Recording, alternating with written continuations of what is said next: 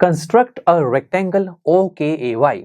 तो स्टूडेंट्स यहाँ पर हमें एक रेक्टेंगल ओ के ए वाई कंस्ट्रक्ट करना है। ओके अरे ओके, और ओ के ए वाई को भी अगर आप प्रोनाउंस करेंगे तो ओके बनेगा। ओके चलिए, अब यहाँ पर एक रेक्टेंगल को बनाने के लिए हमारे पास टू मेजरमेंट्स गिवन है। एक है ओके की लेंथ जो कि 7 सेंटीमीटर और वो फिर है के ए की लेंथ जो कि 5 सेंटीमीटर। अब फिर कंस्ट्रक्शन कैसे करें, रफ स्केच बना लेते हैं, फिर देखेंगे कि कैसे स्टार्ट करनी है। रफ स्केच के लिए हम बनाएंगे क्वाड्रिलेटरल। व्हाई? बिकॉज हम जानते हैं दोस्तों कि रेक्टेंगल क्वाड्रिलेटरल की फैमिली से बिलोंग करता है, तो 4 साइड्स वाला फिगर बनाना होगा। तो बना लेते हैं 4 साइड्स वाला एक फिगर। अब इसको नाम दिया ओ के ए वाई। यहाँ 2 साइड्स की लेंथ गिवन है, वो भी हमने दिखा दी। ओके की लेंथ है 7 और के ए की लेंथ है 5। ओके, अब आगे क्या करें दोस्तों, हमें तो 5 मेजरमेंट्स चाहिए होते हैं क्वाड्रिलेटरल को बनाने के लिए, यहाँ तो सिर्फ 2 मेजरमेंट्स है। तो फिर दोस्तों, तो स्टूडेंट्स जरा ध्यान से देखो, हम यहाँ क्वाड्रिलेटरल नहीं, हम एक स्पेशल क्वाड्रिलेटरल बनाना है जो कि रेक्टेंगल। और स्पेशल क्वाड्रिलेटरल जो कि रेक्टेंगल, इसकी बहुत खास प्रॉपर्टीज हम डिस्कस करके आए हैं प्रीवियस चैप्टर में, जहां हमने सबसे इंपॉर्टेंट चीज ये देखी थी कि रेक्टेंगल एक ऐसा क्वाड्रिलेटरल होता है जिसकी चारों एंगल्स 90 के होते हैं। तो दोस्तों एंगल्स के बारे में इंफॉर्मेशन मिल रही है तो सही है, हमें एक रेक्टेंगल बनाना है तो हम कह सकते हैं इसके चारों एंगल्स 90 के होंगे। रफ स्केच में हमें दिखा दिया। ओके, अब इसका मतलब ये हुआ कि यहाँ तो 5 से ज्यादा मेजरमेंट्स आ गए हमारे पास, 2 sides and 4 angles, total 6 measurements हैं। यार अब तो क्वाड्रिलेटरल हम पक्का बना पाएंगे, 5 से ज्यादा मेजरमेंट्स आ चुके हैं, अब तो बनेगा ही। तो शुरू करते हैं। अब कहां से शुरू करें, तो स्टूडेंट्स हम जानते हैं जब कुछ साइड्स एंड एंगल्स हमारे पास होते हैं तो हम क्या करते हैं, उस साइड से शुरू करते हैं जिसके पास 3 मेजरमेंट्स हो, और उन 3 मेजरमेंट्स में क्या होता है, एक लेंथ और बाकी 2 एंगल्स। तो यहां पर देखें तो ओके को देखें तो उसके पास एक लेंथ है, इसके ऊपर 2 एंगल्स हैं। ऐसी के ए को देख लीजिए, इसके पास भी लेंथ है, 2 एंगल्स हैं। कहीं से भी शुरू कर लीजिए। चलो ओके से स्टार्ट करते हैं। तो अपनी स्केल लीजिए और पेंसिल से एक लाइन सेगमेंट ड्रॉ कीजिए 7 सेंटीमीटर की। ओके, अब यहां पर हमें कहा गया कि ओ और के दोनों पॉइंट पर 90 का एंगल बनाना है। अब इसके लिए तो हम प्रोट्रैक्टर का यूज करेंगे, काफी क्विक है ये तो चलिए पहले ओ पॉइंट पर रखते हैं, 90 का एंगल बनाएंगे। अब स्टूडेंट्स 90 के लिए कौन से स्केल का यूज करेंगे, अब दोस्तों उस स्केल का जिसके 0 हमारी लाइन पर लाई कर रही है। तो यहाँ से 90 आएगा, ये देखिए बिल्कुल यहाँ पर आ गया।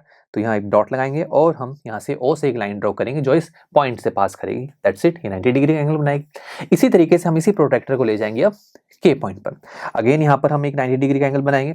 दैट्स इट, तो 2 बन गए 90 के एंगल। अब आगे क्या करें, तो अब देखा जाए इस रफ स्केच में उसके बाद हमें क्या बोला गया है, ओके भी ड्रॉ कर दिया, दोनों पे 90 भी बना दिया। हाँ, ये भी बताया गया कि के से एक लाइन जा रही है ए तक जिसका डिस्टेंस 5 है।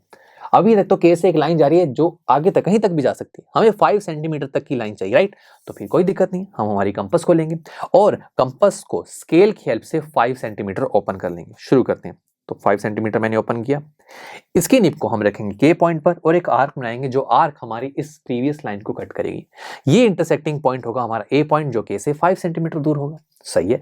अब आगे देखिए, ओ के ए तो बन गया, वाई चाहिए।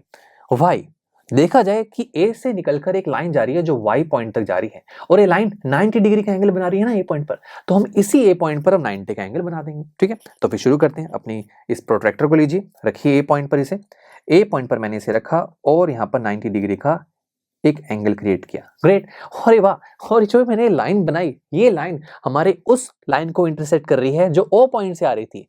तो ये इंटरसेक्टिंग पॉइंट जो मिला है यही तो होगा वाई, बिकॉज रफ स्केच में भी देखिए ओ पॉइंट से निकलने वाली लाइन और ए पॉइंट से निकलने वाली लाइन ही वाई पे मीट कर रही है। तो यहाँ पर भी तो यही हुआ, ओ से निकलने वाली लाइन और ए से निकलने वाली लाइन एक पॉइंट पर मीट करी, यही पॉइंट होगा हमारा वाई पॉइंट।